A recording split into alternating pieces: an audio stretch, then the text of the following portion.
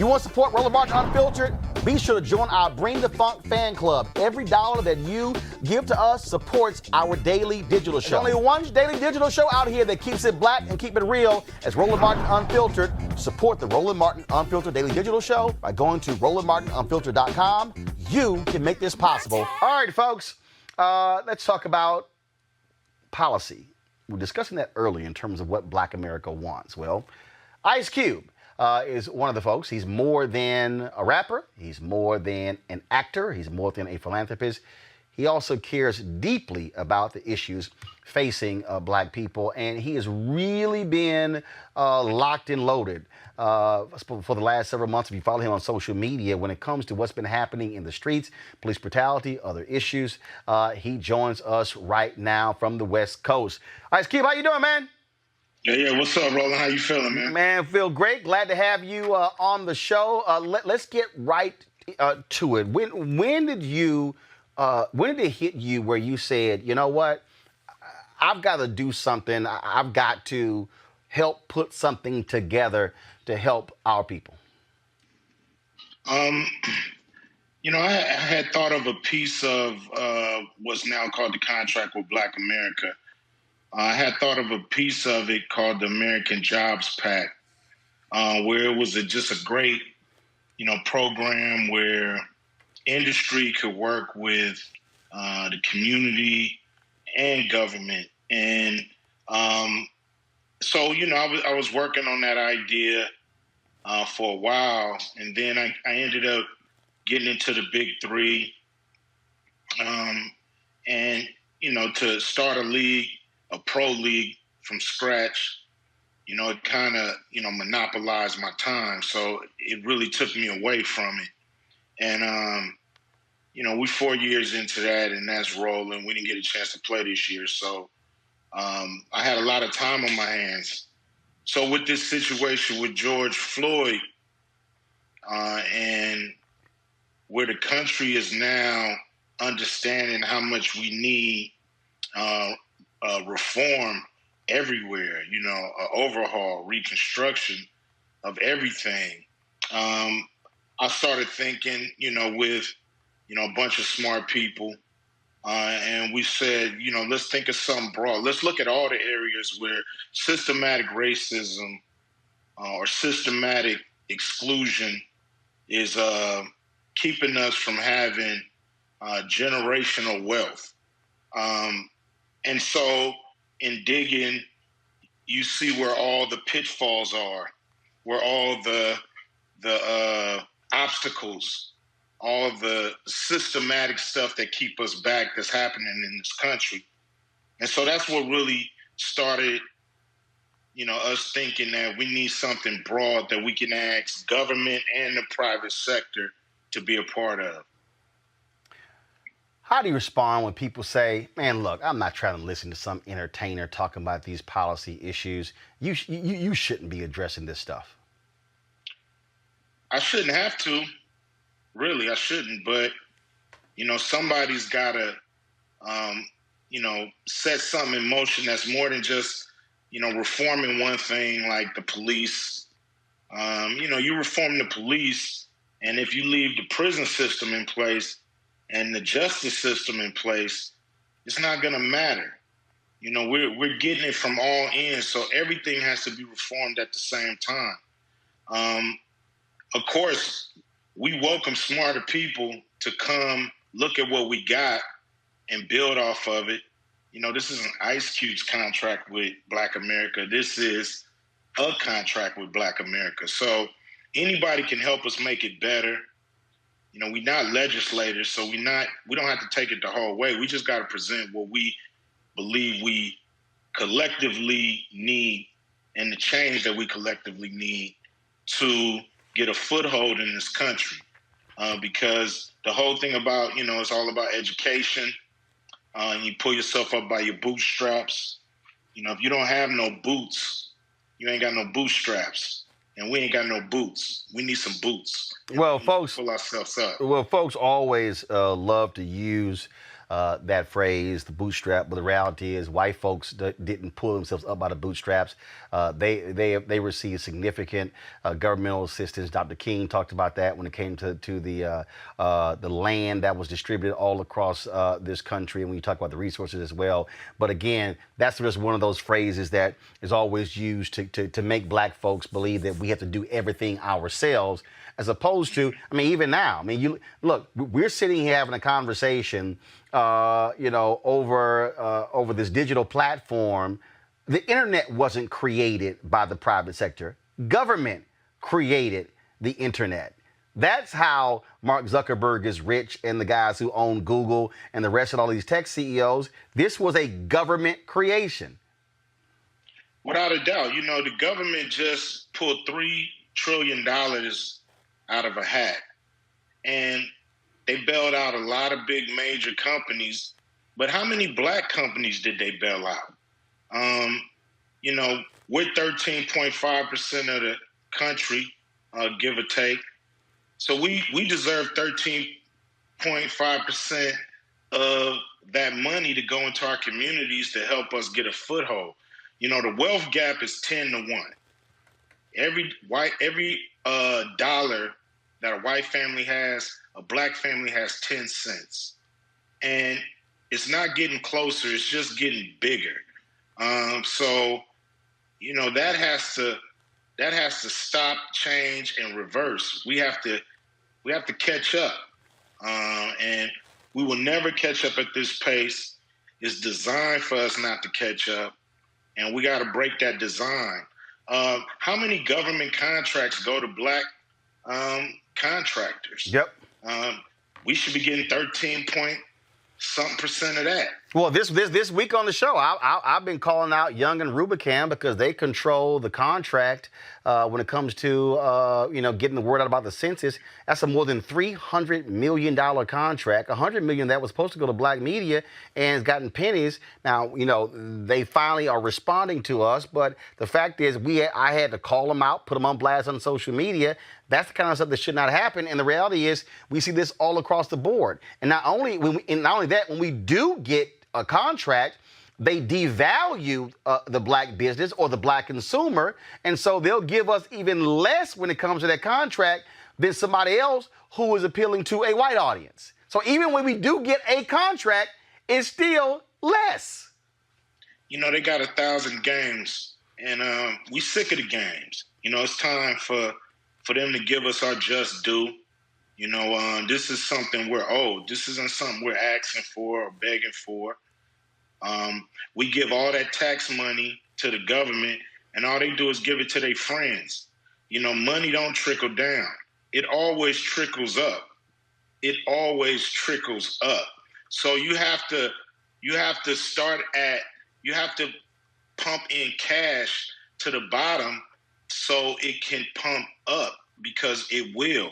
Because everybody gonna go buy something they need from somebody rich, probably, that has a lot of it. So that's just how it is. This trickle down stuff, it never reaches us. It may trickle down, but it never gets to the bottom of that pyramid where we are. We're relegated to the bottom in a systematic fashion, and we got to break that up. It got to stop. So let's go through your agenda here. First of all, you have something called cream of the crop training centers. You also talk about mandatory community volunteering, teaching workforce discipline, living stipend. I mean, you go on and on and on. And so going through this, how comprehensive did you want to be? Because earlier you said, look, you can't just talk about police reform, but then, of course, you're still dealing with the building of jails. And so how comprehensive did you want to be and get with this? I just wanted it to be some kind of start for us to have a broad plan that we can build on and get it to a point where, walking in and asking for all of this at the same time, could be daunting. But if we got big chunks that we reach and grab for, we can get there. So it's a process. I'm not trying to be a politician. I'm not trying to run for nothing. I'm just trying to help Black people wherever I can, because as Martin Luther King say, I've been to the mountaintop and I seen it ain't nothing there for us, and that ain't cool. So we need a place for us at the mountaintop, and so that's just that's what it's about on mine. So this was this to me our Declaration of Independence. Mm-hmm. This is something that we all can jump behind as a community and say, I might not know everything that's in there, but I know we need help and we need a fair shake. It's not asking for much. 13.5% of the country belongs to us, and we're not getting that. And if we got it, white folks probably wouldn't even see us, because we'd be in our own communities having a good old time, and we'd probably, they'd probably be, showing up to where we at. So that's just the real. We gotta get this. We gotta get what we owe, and that's just it. You call this the case for neo-reconstruction, and this is what you lay out. Neo-reconstruction is an aggressive initiative meant to redress past wrongs systematically imposed on Black Americans economically throughout many generations, wrongs that have had a severe negative impact on African Americans both economically and educationally. The specific case and plan for neo-reconstruction is presented later in the document. You say a commission will immediately be formed and empowered to quickly put the plan into action. Separately, a plan will also be devised to make Native Americans whole within the same timeline. Black Americans will be compensated for the value of work contributed by their ancestors, while Native Americans will get back the true value or land promised to them in various treaties.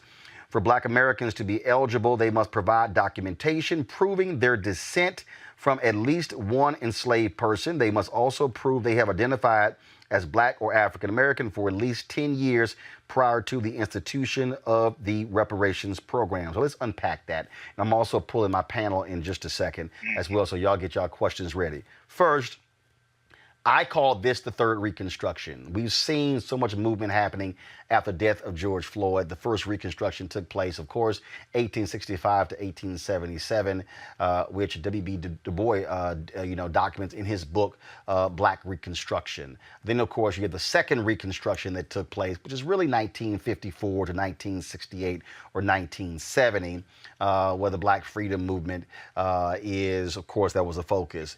And we've seen now this renewed focus on race and inequality. And we have seen these various things happen on the corporate side. But I keep saying you have to think about it in much bigger and broader terms, and not just a moment, but literally a 10 to 20 year plus plan that when you think of Reconstruction.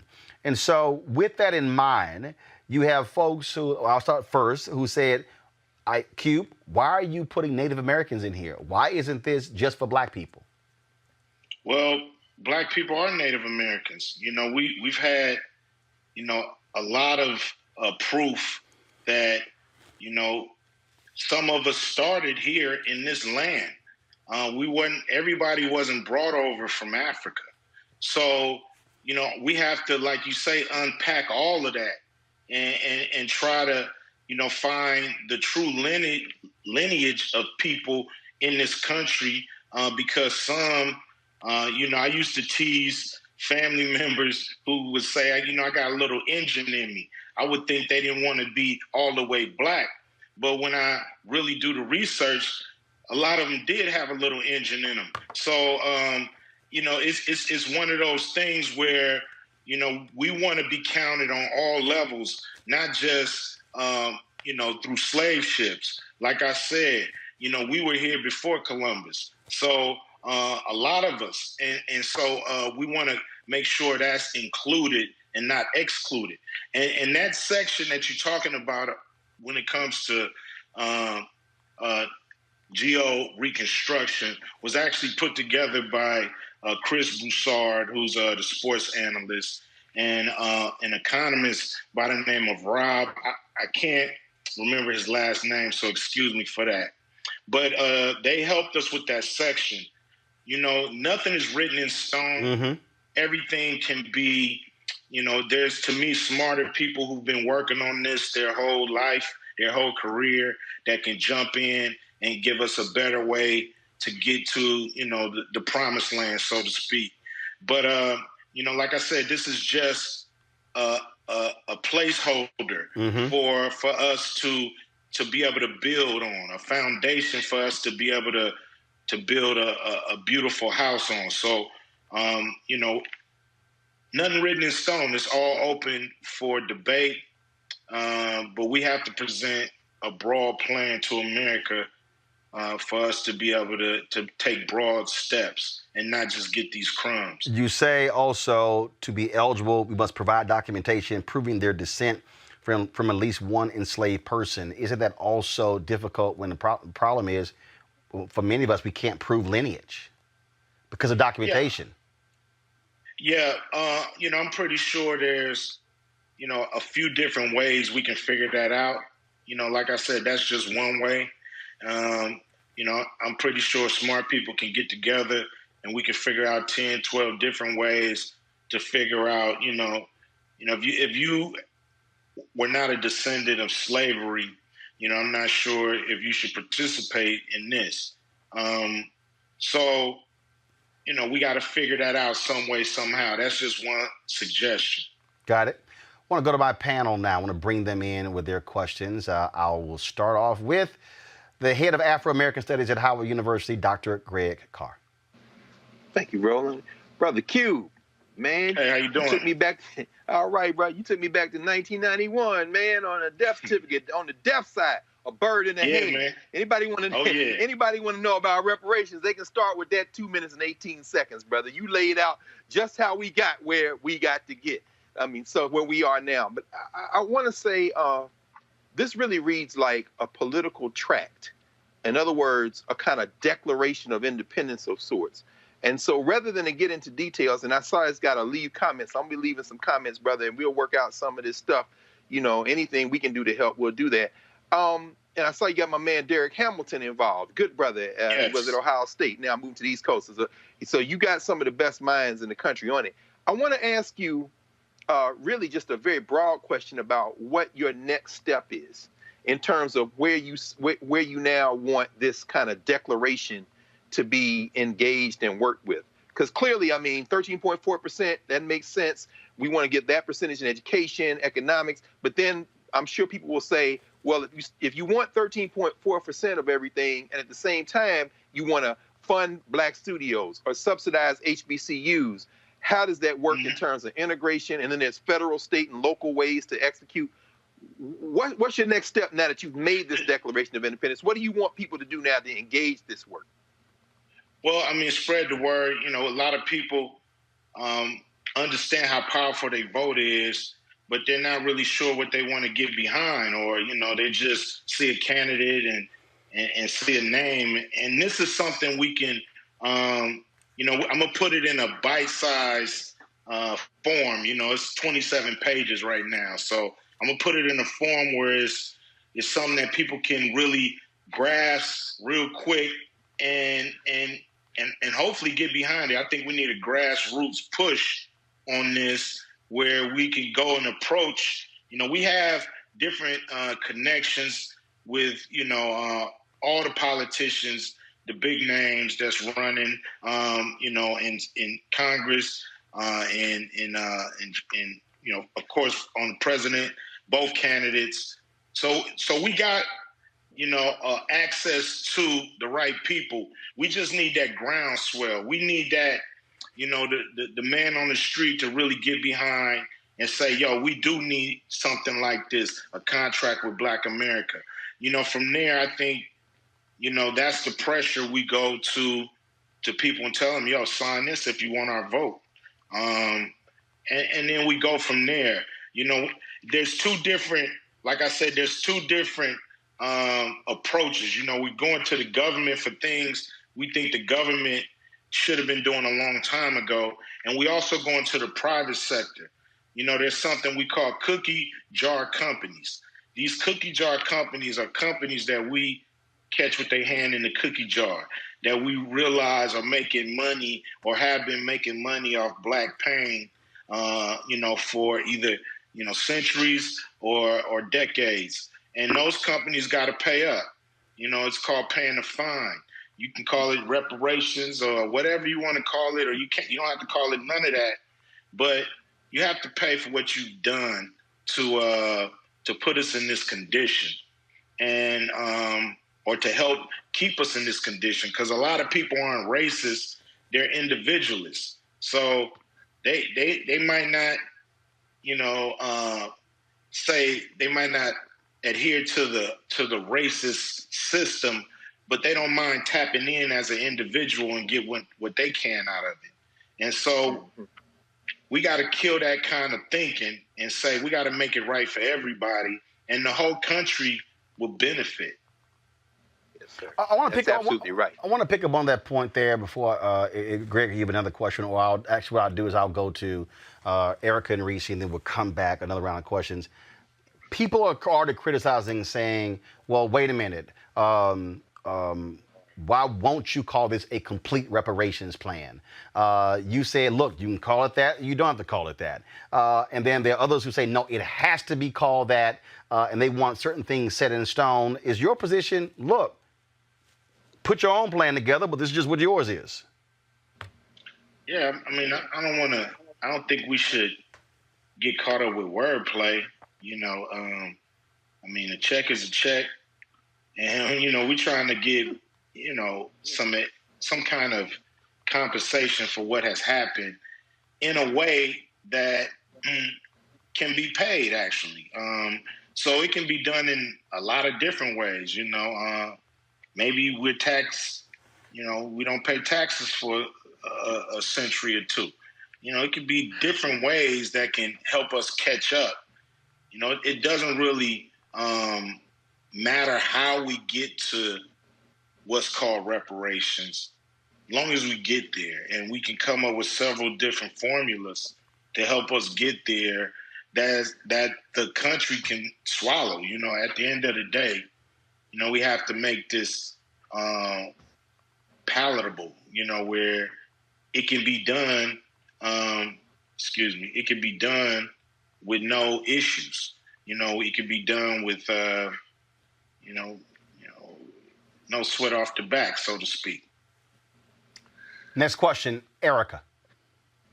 Yeah, thank you so much, Ice Cube, for this. And in reading through your contract, specifically the section, the judicial and public policy section, where you address the military, which I was really glad to see. I am a former veteran of the United States Air Force, and in that section, you talk about the percentage of people, Black folks that are in the military, and then for the enlisted members, we make up about 43% of Black military members.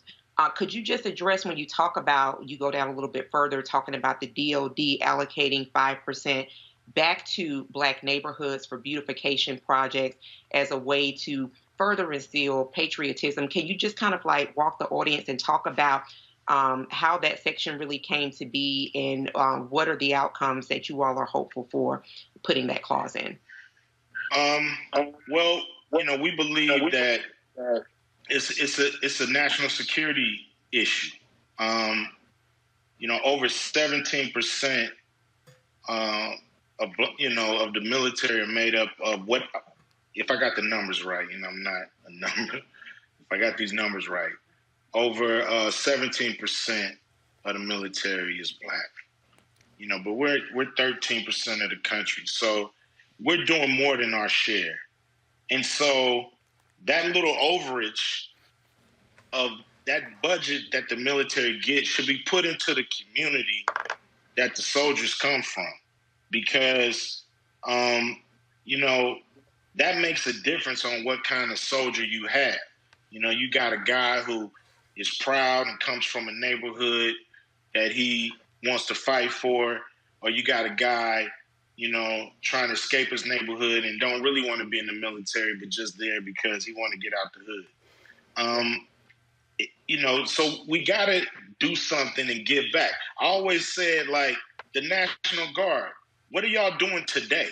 I mean, you was on the street the other day pushing people back. But what are you doing today?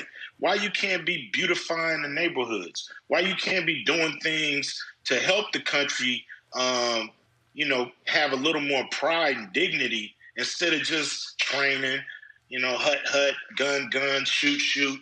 How much of that can you do? Actually get out and do something for the people and not just wait for a riot. So the military can step up and do a lot of things that need to be done in our neighborhoods. And just a slither of their budget. Maybe they can't buy one helicopter.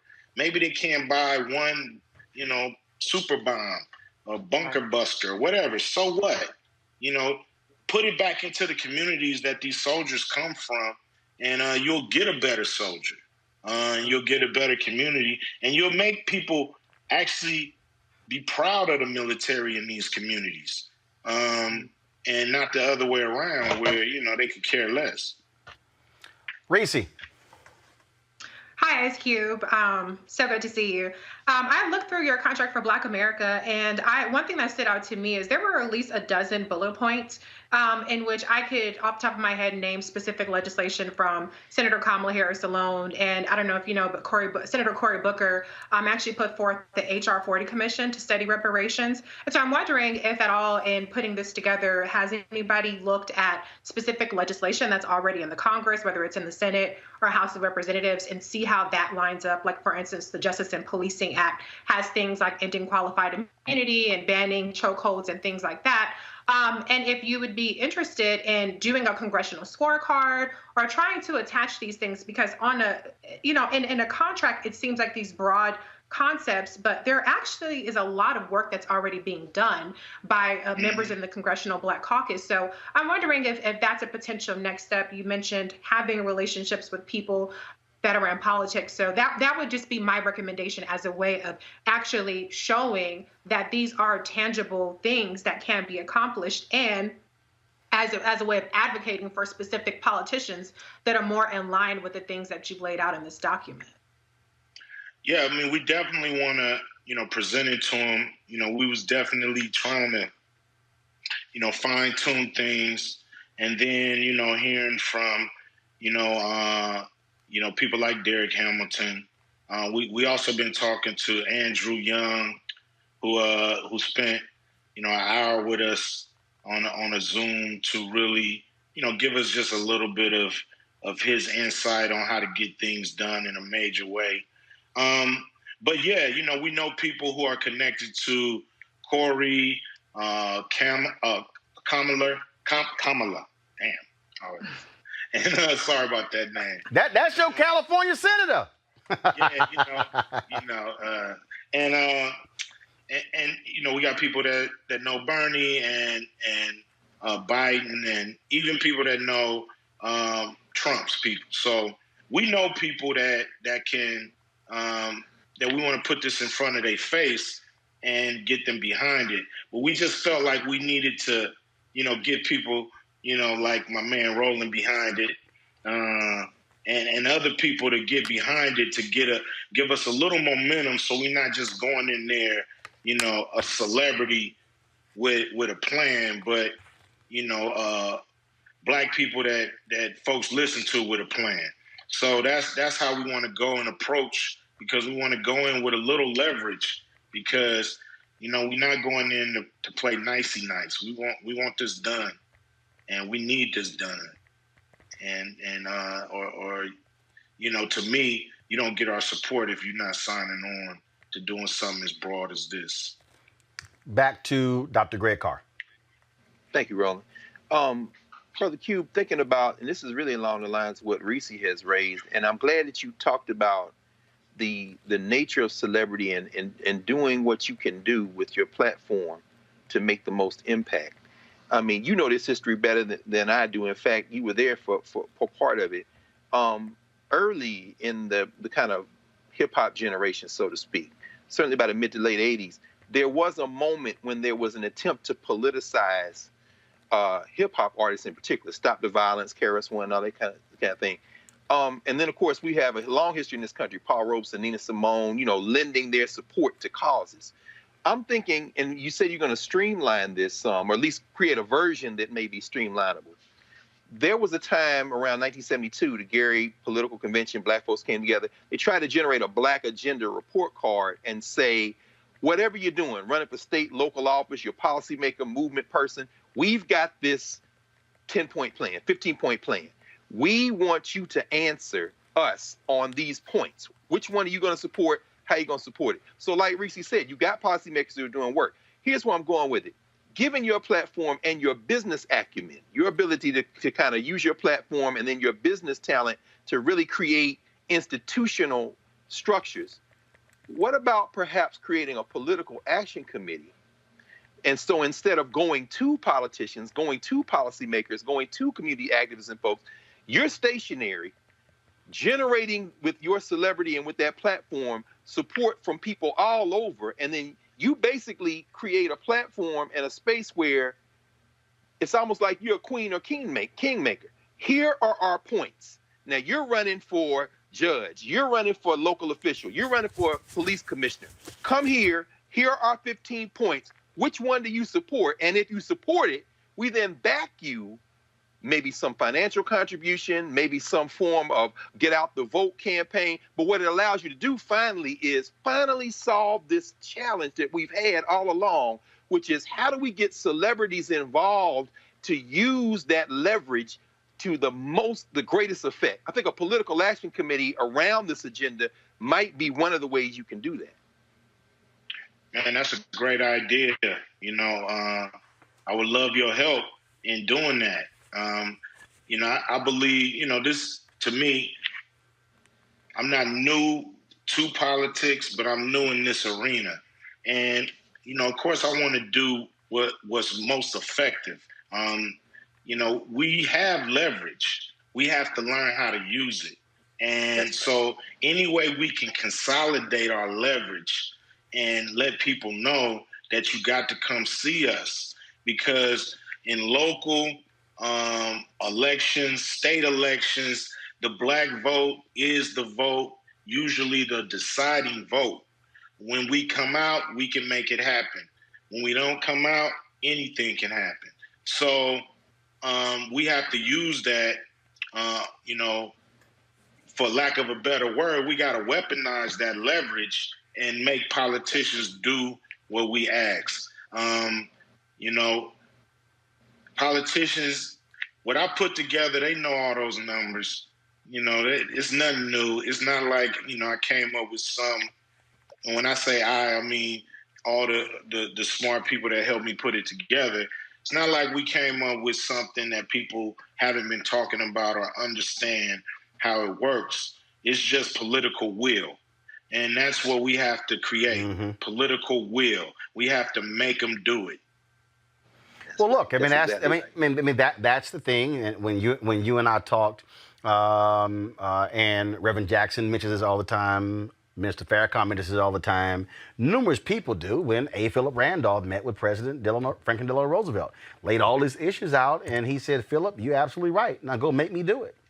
That was a thing that I said, and I was on record. I felt black people, we stayed at the inauguration parade of Obama, both parades, and did not say this is what we want. The reality is, I don't care, even if we got a black president or a black governor or a black mayor or a black county government official, you have to make a series of demands and say there's a return on investment when it comes to my vote. And the reason black media is so important, and Q, I'd love to get your thoughts on this as well, is because my problem as somebody who's been committed to media since I was 14, is that black media today is filled with a bunch of folk who spend more time rewriting what white media writes. They spend more time on gossip and entertainment, on who's dating who's screwing who had a baby, and not providing enough information. And when you talk about how do you use your voice, again, when I'm calling these companies out when it comes to not advertising with us and not investing, that's how you use the bully pulpit. That's what Robert Abbott did with the Chicago Defender. That's what A.I. Scott did with the Atlanta Daily World. That's what Louis Martin did with the Michigan Chronicle, and Chuck Stone when he ran the Chicago Defender. And I could go on and on and on. Yet The problem is if you don't have your media apparatus, look at Fox News. Rupert Murdoch uses Fox News, the New York Post, and the Wall Street Journal to advance his agenda. And black folks had better realize, if you do not have a militant black media, as Dr. King said in Chaos or Community, where do we go from here? If you do not have a militant black media, you do not have a voice to speak to your interest. That's real. And they try to shut us off, shut us out, won't advertise with us. You know, my man, Byron Allen going through the same situation. You know, you get the asset and nobody wants to, spend money with that asset. And, we spend much money in this country. And once we learn the power of our pocket, purse, and pocketbook, we will be able to get some of the things that we deserve. But, they know no matter what we're going to spend, we're going to go buy the new this, the new that, because we so busy wanting to floss on each other and show each other we not poor when we are. And so once we get that out of us and stop spending that money and realize how much money we do spend, and, hold people accountable for what they're doing, we'll get what we want. We got to use the power that we have. And it's definitely in the dollar. It's definitely in the vote. And it's definitely shedding light on things that's done in the dark. Erica. Yeah, and I'm so glad, Cube, that you talked about consolidation and leveraging, and I'm just going to kind of continue on from where Dr. Carr left off and ask you specifically, the Black Futures Lab had a Black agenda that they rolled out, I believe, a year or so ago. And so you talked about grassroots. You're here on Roland Martin Unfiltered, #1 Black media program. Have you considered in connecting with other grassroots organizations that, may be adjacent to you and saying, okay, well, you all have a Black agenda. I have a contract. We, all had these brilliant minds. Perhaps we can team together and then leverage those connections that they have, having been grassroots organizers, to really filter this down into the crevices of the Black community. Yeah, I would love to work with, any group that's out there, doing the work, that's been doing the work. Like I said, I'm new to this political arena, so to speak, even though I've always used my music to try to, show people what's up. I call it street knowledge. And so, I'm down to work with people who've been doing the work. I'm pretty sure they have great ideas, some better than mine or ours. And, this is a growing, to me, movement is overused, but to me, this is a growing document that really needs to be looked at. And it's like, yo, Q, we got a better way to do this. Man, we could do this a little bit better, or we've tried this already, and here's how it works. What Andrew Young was telling us was, private, put the pressure on private businesses a lot more, than we had planned to at first. We was like, the selection is coming, let's go straight after the government. But we got to put the pressures on the CEOs. We got to get them in the room, and we got to get them to agree, because they can make things happen without legislation. They can make things happen overnight. They can cut a check and get it going. So we got to let people know how much we spend with all these companies, and we got to use that leverage. But we all got to get on the same page. I agree with that. And we have a short window as far as when it comes to influencing these politicians that's trying to get elected. But we got a long road when it comes to really implementing, all these different, aspects of the contract with America, with Black America. Reese. Yeah. Cube, I'm curious, what role did Black women play in crafting this contract? Because, and I don't mean this as a criticism, I didn't really see that perspective really reflected in the fact that Black women have unique challenges and we're disproportionately impacted by things like maternal mortality and the wage gap and things like that, in addition to the impact that Black men experience. So I'm just wondering if any thought had been put into that in terms of including the impacts to Black women specifically in your contract for Black America. I would love to have a whole section, but to answer your question, not enough. We've had input, but not enough. We need to, to think about the things that we haven't thought about. We actually need a Black women's section, Black girls and teenage section in this contract, because there's tons of issues that's just not there that need to be dealt with, and so we would love help to just continue to grow this thing and make sure that we're touching all the bases and we're getting rid of as much pain as possible when it comes to things that's happening to Black people, men, women, and children. Just let our panel know we've got 11 minutes left in this interview here. But to that point, for people who want to read about it, if they want to volunteer input, is there a site y'all have set up where they can go to contribute? Yeah, it's a site we got called contractwithblackamerica.com. And it's right now it's pretty much the document, but we're going to grow. It's going to grow. We're going to add, we want input from people. We need, we need to just organize. That's really what we're trying to do with the site. And we need help. We need help to organize and make sure that, we're not leaving no stone unturned when it comes to bringing people into this space and having, one grand document that we can all push for in the same direction. Not trying to, ignore is the wrong word, but minimize what the work that other people are doing.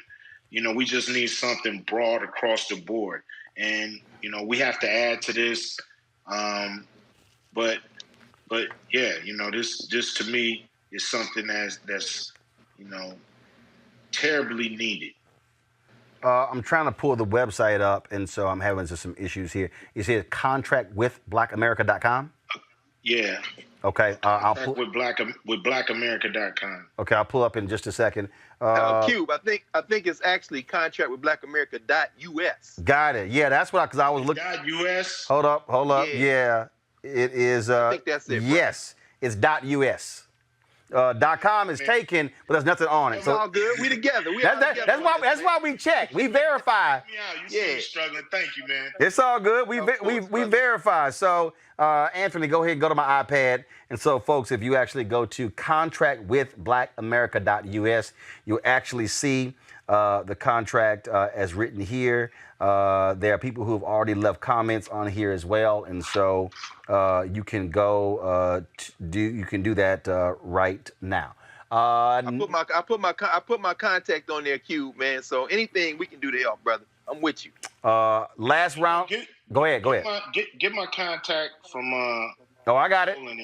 I'm hooking y'all up right now. Last round of questions, Greg Carr. No.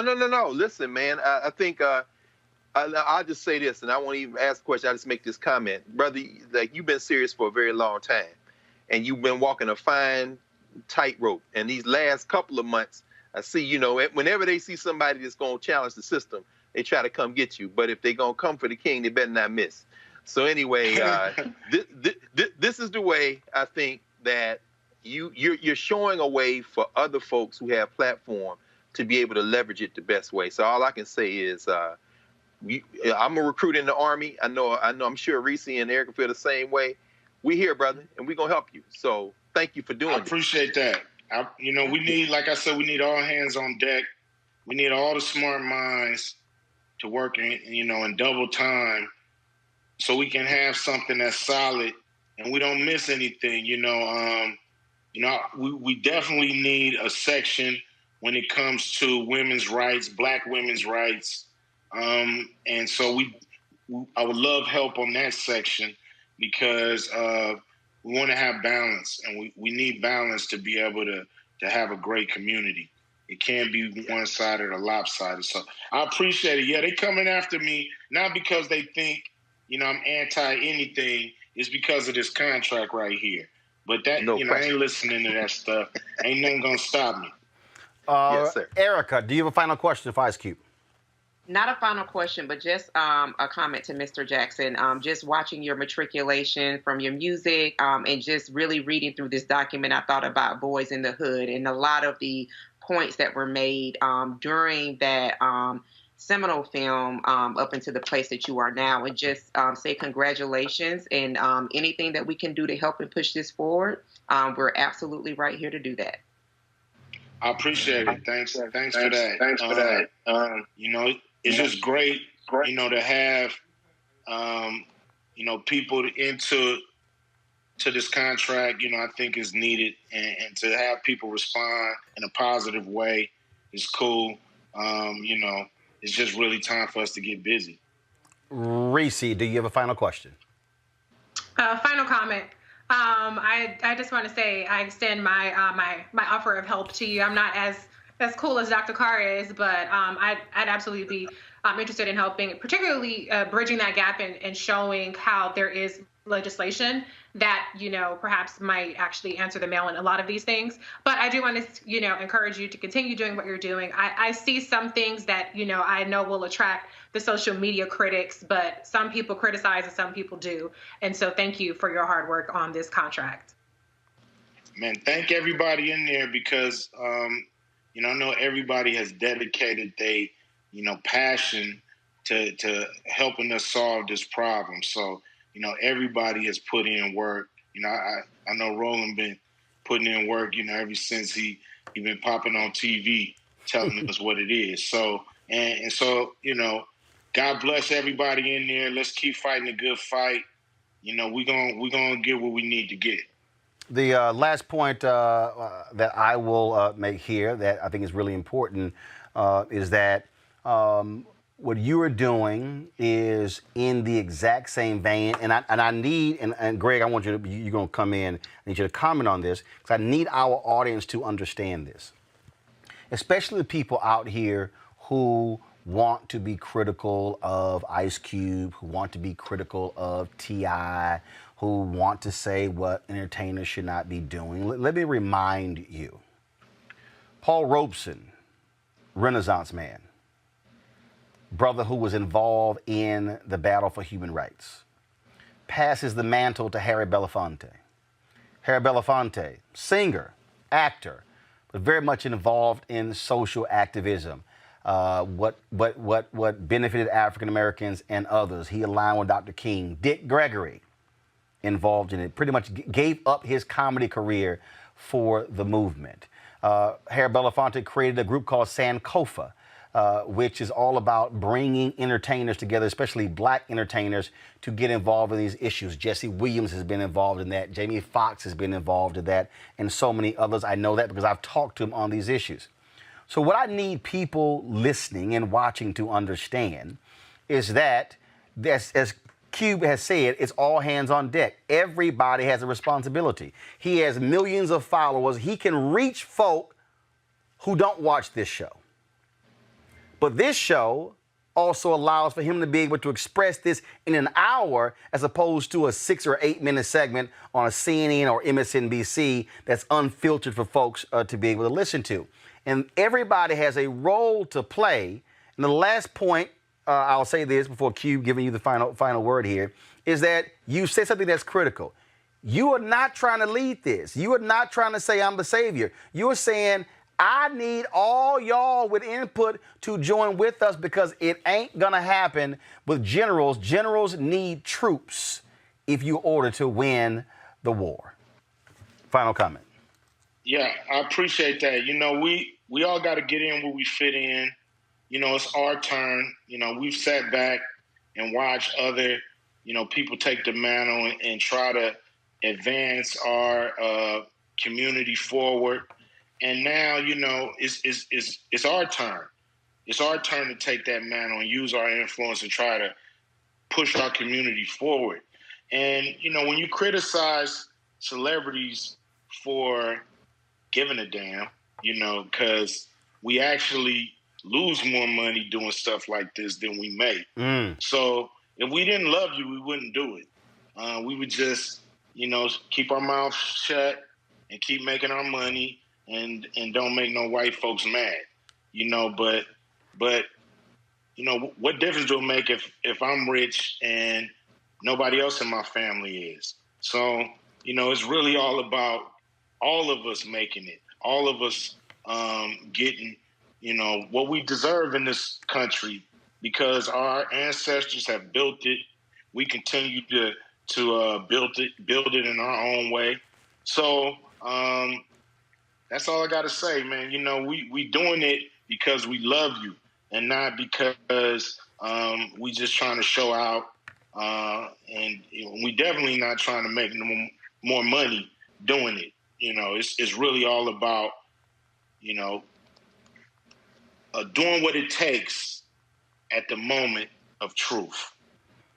Well, the point that you just made is critically important, and you're absolutely right. People sit here and tell an entertainer, shut up and be quiet, and they can do that, but then they're not involved. And to your point about you being rich and not caring, Jackie Robinson called his book "I Never Had It Made," and he said he called it that because he said if one African American was being impacted by racism and poverty, then he didn't have it made. I do also want to say this here, Cube. About 20 minutes into today's show, while you were talking, Anthony, go to my iPad. We crossed the 600,000 subscriber mark on our YouTube channel.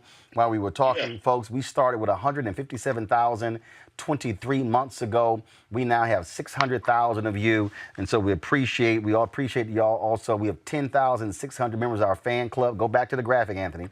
10,600. Our goal is to get 20,000 of our fans contributing $50 by the end of the by the end of the year. That allows us to remain independent and free to say what we need to say. You got a Cash App, PayPal, Venmo. You can also, of course, mail it in. Ice Cube, man, I appreciate you joining with us. Anytime you want to come on, just let me know. We'll make it happen. I appreciate you, man, and everybody in the room. You know, let's keep fighting a good fight and get what we supposed to get. Absolutely. Ice Cube, thanks a lot. Take care. All right. Yeah. All right, folks, back to our Roland Martin Unfiltered video in just one moment.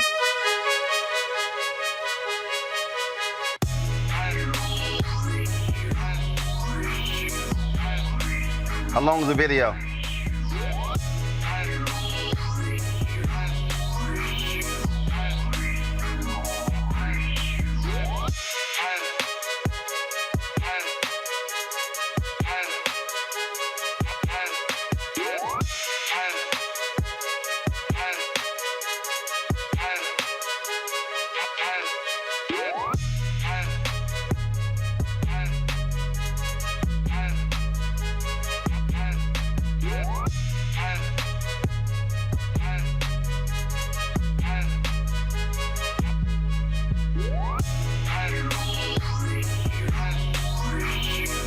All right, folks, the black-owned company, Ceek.com. They've got these great virtual reality headsets right here. All you do is pop your cell phone right into here, and then you can watch the content, the virtual reality content on their website, Ceek.com. You can also watch videos in 360 degree, and so this is what that particular headset is. And then, of course, they have these great headphones here, these Ceek.com headphones. Mira Speedo is a sister from Ghana. She, of course, is the inventor of these 360 degree 4D sound, unbelievable. Gamers love these headsets. The bass is off the chain. Of course, it has a microphone where you can also speak, Bluetooth as well. And so you can also use that for conversations, for music, for videos, whatever you want to use. And so you get to of course get a discount because you watch Roland Martin Unfiltered. Use this promo code right here, RMVIP2020, RMVIP2020 when you go to Ceek.com, Ceek.com. And so we want you, of course, to support the black-owned companies that also support what we do here at Roland Martin Unfiltered. It's time to be smart. When we control our institutions, we win. This is the most important news show on television of any racial background. Y'all put $2, $3, $4, $5, $10, $15, $20, $30 on this and keep this going. What you've done, Roland, since this crisis came out in full bloom. Anybody watching this, tell your friends.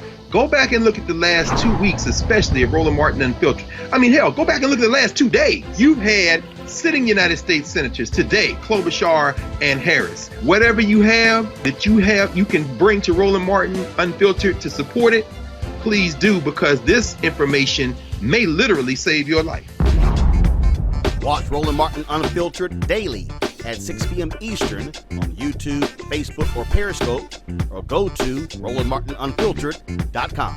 Support the Roland Martin Unfiltered Daily Digital Show by going to RolandMartinUnfiltered.com. Our goal is to get 20,000 of our fans contributing $50 each for the whole year. You can make this possible. RolandMartinUnfiltered.com.